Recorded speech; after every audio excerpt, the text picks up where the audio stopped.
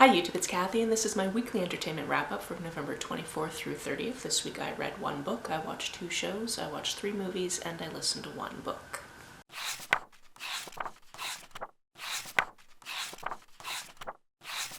Firstly, where am I now? And that's Nara. This is a lovely location. I've really loved staying here, and we're actually staying here the longest for the trip, and it's been pretty decent weather so far, and we're right next to the deer park, so I've gone almost every single day and seen at least 1 deer, which is lovely. I mean, I see deer back home, but there's a lot of deer here. As for my upload schedule, I will of course have my November wrap-up coming probably mid this week, and then I also have my TBR for the Queer Lit Readathon coming out on Friday, and then of course I will have another weekly wrap-up on Sunday, which I will have to pre-film on Saturday because we are flying home on Sunday. Let's get into what I read, that being Fight Plus Flight. This is about 2 different girls. One of them is Avery. She's recently been diagnosed with Ehlers-Danlos syndrome hypermobile, which is definitely messing up how she goes about life because she's a very active kid, and if she does the active things she likes to do, that has really big impacts on her body because she breaks much more easily because of how elastic different tissues in her body are. So if you're looking for a book with EDS rep, I definitely recommend this one. She is also queer, she has 2 moms, and she has a crush on this girl at school named Sarah, who is our other point of view character. Sarah is much more quiet, much more reserved, really likes art, isn't great at academics, and has been having panic attacks and panic anxiety type symptoms for the last couple of months since her beloved aunt died and her best friend, who is also her cousin, moved away. These 2 students go to the same middle school and they are in the same class when an active shooter drill happens. However, this isn't just a run-of-the-mill, they come over the PA system and they tell you that's the drill that they're doing, which is kind of what happened when I was in school, except for we didn't do active shooter drills. The only thing we ever did was like earthquake drills. But instead of it being just like a run-of-the-mill type of thing, they're actually using sounds and people screaming and the sounds of shots outside in the hallway, and this goes on for like a minute and a half, but literally everybody in this class thinks that they're about to die. Some people are sending off texts to their family being like, I love you if I don't make it through this, all of that type of thing. And then the principal comes on and is like, I hope everybody takes these more seriously from now on. And one of these characters wants to take revenge, and one of these characters wants to make sure that this never happens again, because obviously it was very detrimental to the mental health of the people around her. We go back and forth between these 2 perspectives, and Sarah's art is actually also included in here, which is a very big part of this. And this was just such an interesting book. I really enjoyed seeing how these 2 different people reacted to this situation and just what their lives are like, because their lives are very, very different. There was just so much packed into this one little book, and I really enjoyed it. On to what I watched this week. I typically, as you know, don't really tell you what I watch on YouTube. However, when it's like a series of videos that is very specific to where I am, I guess I will make an exception. Also, you can watch it on Nebula, which is a streaming service, so I kind of feel okay about talking about it.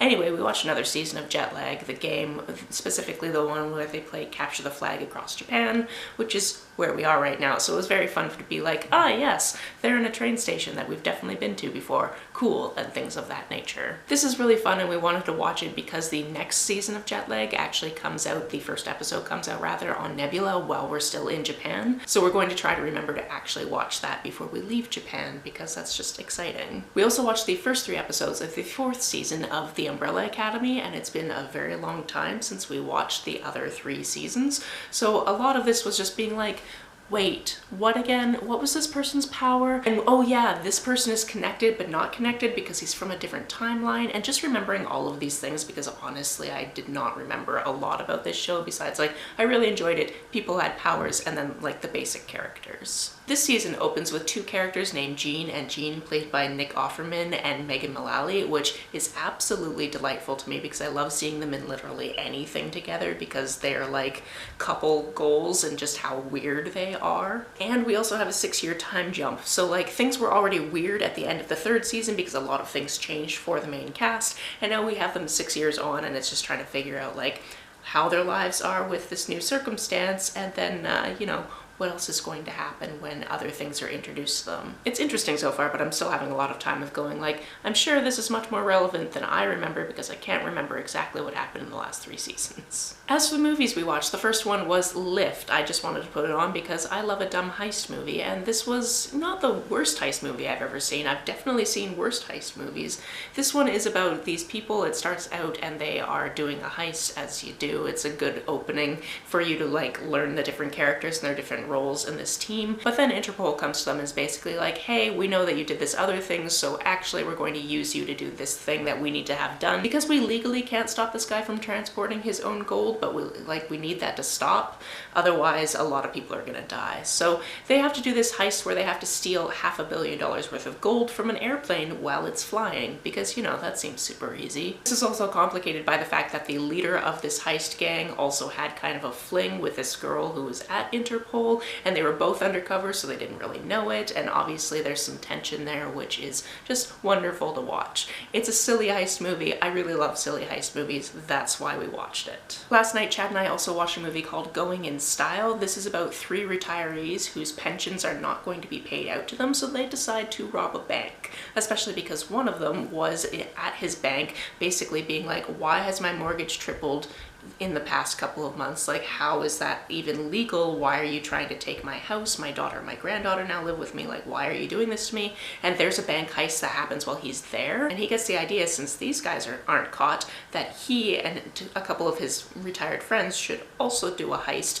just for the amount that they should be getting for their pensions, because their pensions are shut down. And basically the company's like, well, we're moving everything overseas, so we don't have to pay your pension anymore. See ya. And of course, hilarity ensues because it's 3 elderly gentlemen trying to figure out how to like montage themselves into actually getting a heist done at a bank. Again, silly and fun and enjoyable. The third movie this week we also watched last night, and that was Woman of the Hour.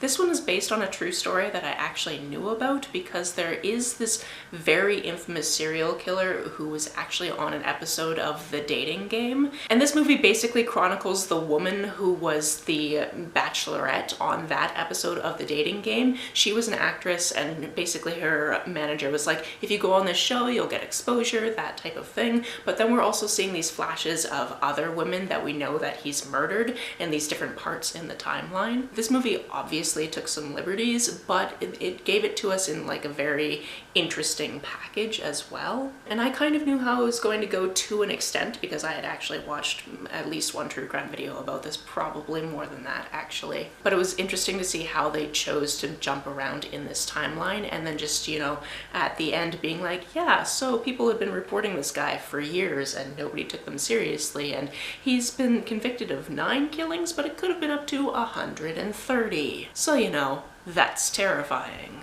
As for the book I listened to this week, I picked this one up specifically because it takes place in Tokyo, and we were in Tokyo when I started it, and that is Malice. This is the first of a series of detective novels, although I think this character actually had a series of novels before this, but I haven't really looked into what they were. If he did, then he was either being an amateur detective or he was teaching at a school, because I definitely know based on this book that that was his previous profession. At the beginning of this, we're getting the perspective of this writer, and he recently just went to his other writer's friend's house, and they're basically moving to Vancouver soon, so he wanted to see them off and talk a little bit about writer things or whatever. And then his friend actually calls him to come back for something, and when he goes back, his friend's not there, so when the wife shows up to open the house so they can figure out what's going on with his friend, they find him murdered. So he's basically just recounting this in a little statement for himself because he's a writer and he likes to write things down. However, quite quickly, the detective in this starts picking apart his story and is trying to decide whether or not he's a reliable narrator. This book is really interesting because about a quarter of the way through, you kind of knew who done it,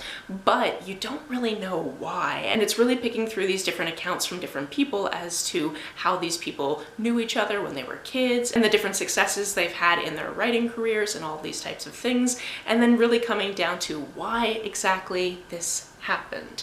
It was fascinating, and I mostly picked this up because I saw my friend Rachel read the second one and really enjoy it, and she said you don't have to read them in order, but I like to read things in order, so I'm actually reading the second one as an audiobook right now. Again, because it takes place in Japan, and when in Japan, you read the books set in Japan. That's it for this week. If you've read, watched, or listened to any of these, let me know about it down in the comments below. On the way down to the comments, if you hit that subscribe button, that would be very nice of you. If you don't feel like leaving a comment but want to make sure that I know you were here, just leave me an emoji or smiley face if you happen to be on your keyboard.